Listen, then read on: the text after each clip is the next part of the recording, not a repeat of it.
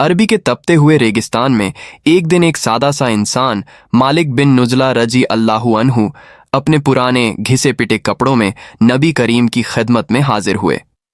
उनका चेहरा बड़ी सादगी और झिझक से भरा हुआ था। कपड़ों की हालत देखकर कोई भी अंदाजा लगा सकता था कि ये शायद बहुत गरीब होंगे, मगर उन्हें देखकर रहमतुल्लिल आलमीन ने बड़े प्यार से पूछा, क्या तुम्हारे पास माल है? मालिक रज्जी ने सिर झुकाकर कहा, जी हाँ या रसूल अल्लाह, अल्लाह ने मुझे ऊंट दिए हैं, बकरियां भी, घोड़े भी और गुलाम भी, हर तरह का माल दिया है। नबी ने हैरानी से नहीं बल्कि बड़ी हिकमत और दया से उनकी तरफ देखा और वो जुमला फरमाया जिसने आज तक लाखों मुसलमानों की सोच बदल दी। जब अल्लाह ने तुम्हें माल दिया है तो उसकी नेमत और एहसान का असर तुम्हारे ऊपर नजर आना चाहिए। कहानी का मोड़। ये बात सुनकर मालिक रज्जी का दिल दहल गया। उन्हें लगा कि वो तो समझ ही नहीं पाए थे कि शुक्र किसे कहते हैं। उन्होंने सोचा कि शायद सादगी दिखाने के चक्कर में उन्होंने अल्लाह की दी हुई नेमतों को छुपा दिया था। उन्होंने दिल में कहा, अगर अल्लाह ने दिया है तो क्या उसे छुपाना शुक्र है? नहीं, अल्लाह की नेमत का सही शुक्र यह है कि इंसान उस नेमत को इस्तेमाल करे, साफ सुथरा रहे, अच्छा पहने, खुद को बेहतरी से रखे, लेकिन दिल में कभी घमंड न आने दे। सीख को दर्शाने वाली कहानी। इसके बाद मालिक रज्जी घर गए।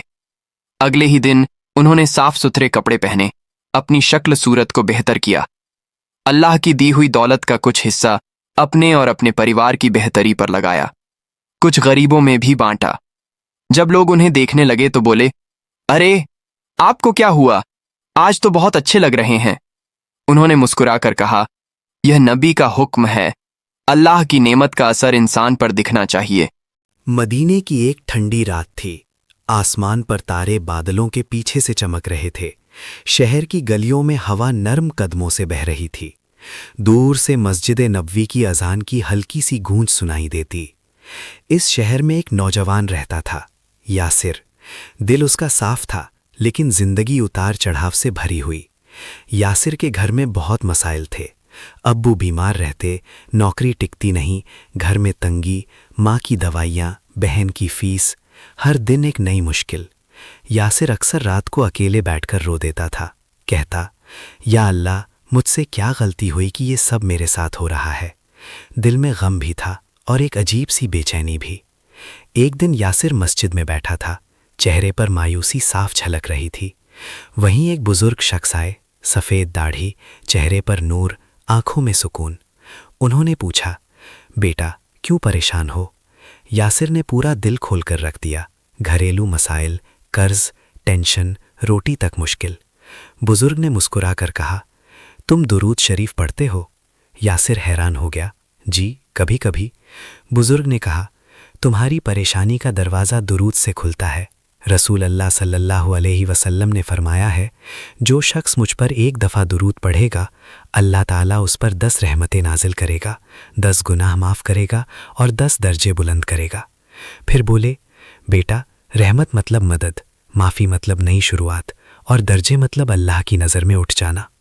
तुम रोज़ 100 दफ़ा दुरूद पढ़ो, देखना ज़िंदगी बदल जाएगी। उस रात यासिर घर आया। माँ सोई थीं, अब्बू खांस रहे थे, बहन उदास थी। यासिर दिल से टूटा हुआ था, लेकिन उन बुजुर्ग की बातें उसके कानों में गूंज रही थीं। वो अपने कमरे में गया, चुपचाप बैठा, गहरी सांस ली और दिल से पढ़ा, अल्लाहुम्मा सल्ली वसल्लिम अला नबीना मुहम्मद। कुर्सी पर बैठा बैठा उसने 100 दफ़ा दुरूद पूरा किया। पहली रात ही दिल हल्का लगने लगा। सालों बाद पहली बार उसे नींद सुकून से आई। अगली सुबह यासिर की उम्मीद के बिना उसका पुराना दोस्त घर आया। दोस्त ने कहा, यार कल मेरे ऑफिस में एक जगह खाली हुई है, मुझे लगा तुम्हें बता दूं।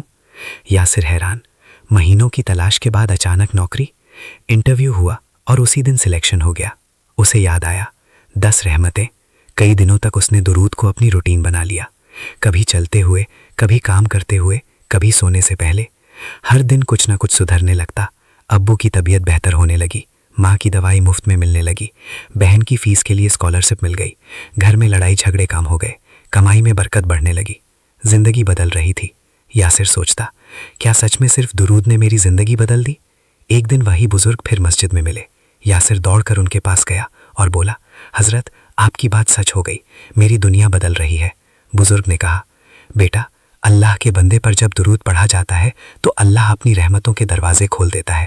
تمہارے دل کی نیت صاف تھی، اسی لیے اللہ نے ترنت جواب دے دیا۔ اس دن کے بعد یاسر نے طے کر لیا، دنیا بدلے، حالات بدلے، لوگ بدلے، لیکن وہ درود شریف نہیں چھوڑے گا، کیونکہ اس نے اپنی آنکھوں سے دیکھا تھا کیسے 10 رحمتیں انسان کی بند قسمت کھول دیتی ہیں، کیسے 10 معافیاں دل کا بوجھ ہلکا کر دیتی ہیں، کیسے 10 درجے انسان کی دنیا اور آخرت دونوں سنوار دیتے ہیں۔ اور اب یاسر کا چہرہ ہمیشہ مسکراتا ہوا نظر آتا ہے، کیونکہ اس کے دل میں درود کا نور بس چکا تھا۔ جب بھی دل ٹوٹے درود پڑھو، جب بھی غم بڑھے درود پڑھو، جب بھی راہ بند ہو درود پڑھو، زندگی خود بخود آسان ہوتی چلی جائے گی۔